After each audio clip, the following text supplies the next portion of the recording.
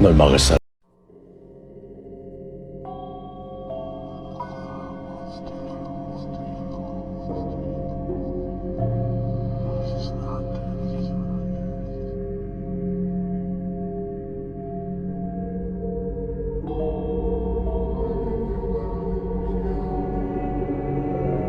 Dahulu, Frontman sewaktu menjadi peserta permainan cumi-cumi ini, bos utama yaitu kakek Ilnam menyuruhnya untuk membunuh semua orang dan menjadi pemenang satu-satunya.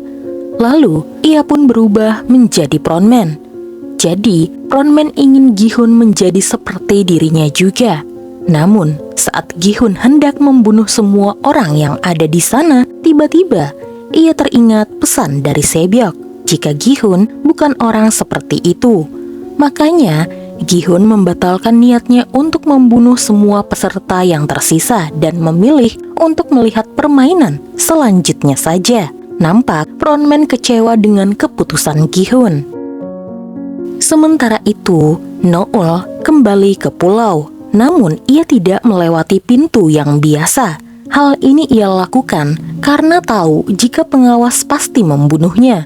Sementara Kyung-suk terus melaju menjauh dari pulau cumi-cumi. Di sisi Junho mulai menemukan titik pulau itu berada. Pulau yang ditutupi oleh kabut sehingga sangat sulit terlihat dari luar. Lalu tiba-tiba saat itu Frontman menghubungi Junho untuk segera menyerah. Jika ia terus mencari pulau ini, maka Frontman tidak segan-segan membunuhnya. Menurut Junho, semua sudah terlambat. Seharusnya kakaknya itu membunuhnya saat mereka dulu bertemu. Saat itu, Noul kemudian berhasil masuk ke dalam kantor pengawas, di mana di sana Noul mengancamnya untuk menghapus data pemain 246, yaitu Kyung-suk. Menurut pengawas itu, meski dari komputernya data tersebut bisa dihapus, data tersebut akan tetap tersimpan rapi di dalam server utama di kantor milik Frontman. Sehingga kemudian, Noul pun memaksa pengawas untuk pergi ke sana bersamanya. Namun, pada saat itu, pengawas menyerang balik. Ia menyayangkan tindakan Noul yang berkhianat kepadanya, hanya karena ingin menyelamatkan Kyung-suk dan putrinya Kyung-suk yang sebenarnya tidak Noul kenal. Ia membawa Noul dari utara berharap Noul bisa memahaminya lebih dari siapapun. Lalu, saat pengawas menerima panggilan karena sebentar lagi permainan akan dimulai, Noul mengambil senjatanya dan kemudian pengawas itu tewas. Sementara itu, waktunya pemain menghadapi permainan yang terakhir, yaitu permainan cumi-cumi di atas langit. Permainan ini dilakukan di atas menara bersimbol segi 4, segitiga, dan juga lingkaran. Sebelum bermain, para pemain harus menekan tombol yang sudah disediakan. Setiap tempat, mereka harus mengeliminasi satu orang atau lebih, lalu pindah ke menara selanjutnya sampai selesai. Jika tidak ada yang mereka eliminasi sampai waktu habis, maka semua orang akan dianggap gagal. Mereka awalnya menunjuk Gi-hun dan bayi yang akan dikorbankan duluan. Tapi menurut Myung-gi, itu bakalan sulit karena Gi-hun akan melindungi bayi tersebut bagaimanapun caranya. Jadi, mereka harus mencari korban yang lain, yaitu Min-soo, di mana saat ini Min-soo sedang kacau parah. Ia berhalusinasi melihat teman-temannya yang sudah gugur. Kesempatan itu membuat Myung-gi pun langsung mengambil tongkat besi dan mendorong Min-soo jatuh ke bawah.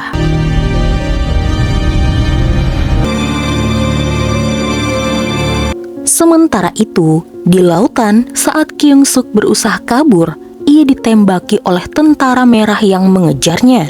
Pada saat ia hendak tertangkap, tentara merah itu ditembaki balik oleh Junho dan juga detektif.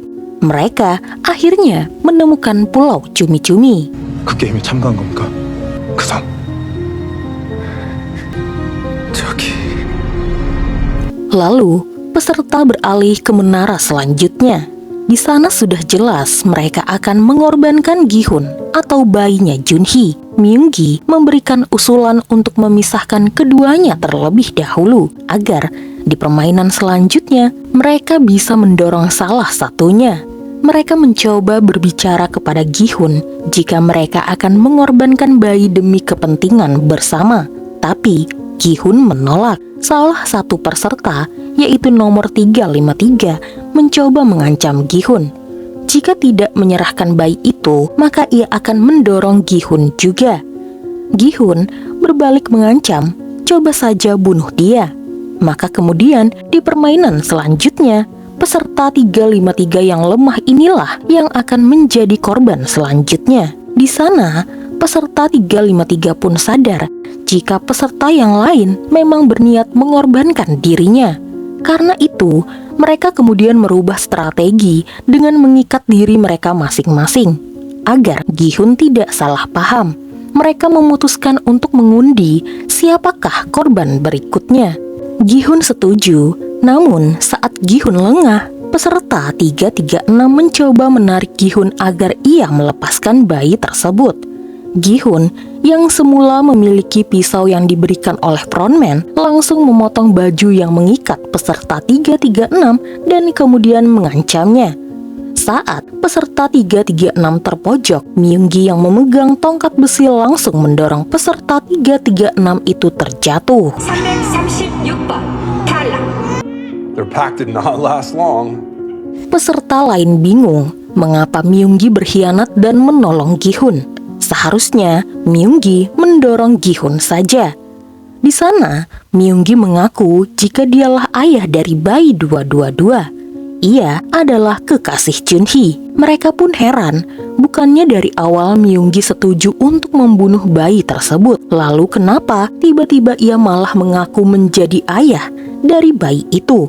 Apakah Myunggi berbohong kepada mereka untuk mendapatkan hadiah uang tersebut? Karena tidak mau menghabiskan waktu lagi, peserta lain lalu mencari korban yang lain. Mereka memukuli salah satu peserta agar nantinya tinggal dilempar ke bawah. Pada saat Gi-hun dan Myunggi lengah, mereka pun mencoba menyerang dan mencoba merebut pisau milik Gi-hun. Tapi pria yang mencoba merebut pisau itu salah besar, karena pisau yang ingin ia rebut malah membuatnya tewas.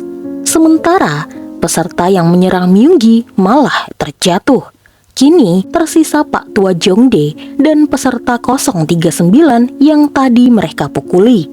Myunggi malah mendorong Pak Tua Jongdae ke bawah hingga tewas. Hal tersebut membuat pria 039 memilih untuk menggugurkan diri karena ia tidak mau dan tidak rela menjadi korban di menara selanjutnya. 잠깐만 진정해. 진정해. 나 맞아줄게.